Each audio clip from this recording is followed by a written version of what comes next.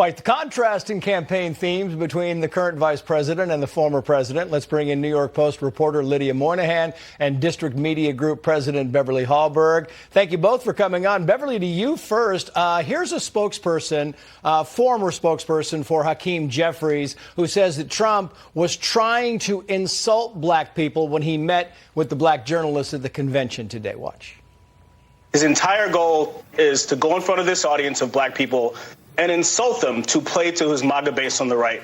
It's horrifically insane. This was a horrific situation that was completely preventable, and it's a very sad thing for the NABJ and for this country. Many others have argued, look, he was not trying to play to MAGA. He was highlighting his record. He was trying to highlight Kamala Harris's record. Beverly. Well, first of all, I give him a lot of credit for showing up to what was clearly a hostile environment. I did like that he called out the fact that his first question wasn't really a question, but was really commentary. But at the same time, I will say that I think the Trump campaign needs to have some caution. What Kamala Harris wants to make this about is about her being a female and also her minority status, being half black, half Indian. And I think the Trump campaign should be careful. I really think they should focus on the fact that she's extremely progressive. Even the fact that she had what I now know as a term, modest twerking, at her campaign event this week by the rapper who showed up. I think there's a lot that they can point to show what kind of America do you want. And so I think they need to be cautious with some of the race baiting and focus on the policies. The stuff I learned, Lydia, during this show, the twerking and so forth, I mean, it's like an education. So Hakeem Jeffries, speaking of Hakeem Jeffries, said this today, singing Kamala Harris's praises. Vice President Harris is a very thoughtful individual, very values-based individual, powerful intellect, studies the issues, and knows how to get things done. She's a common sense leader who has delivered real results in the past. Though he didn't go on to actually list those results, Lydia.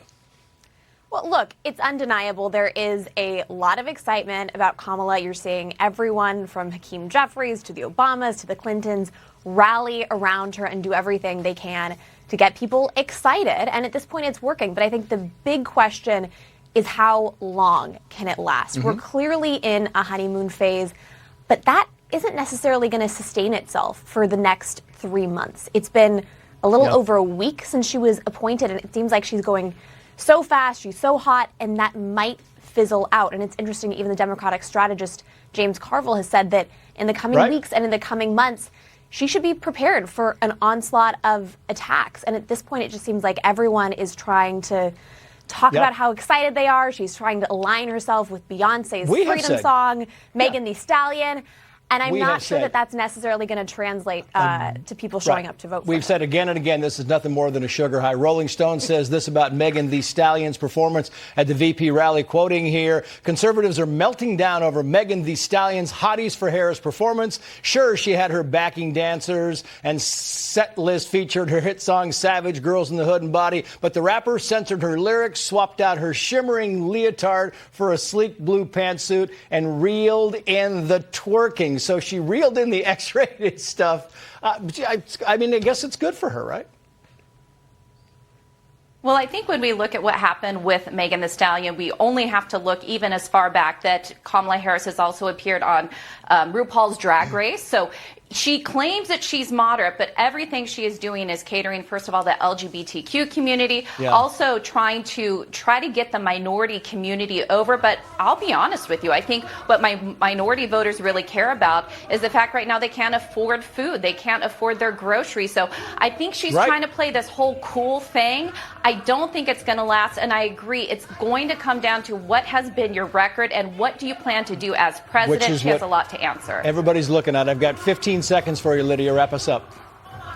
Yeah, no, I mean, Beverly makes a great point because at some point she is going to have to address her record, and she's in a tricky situation.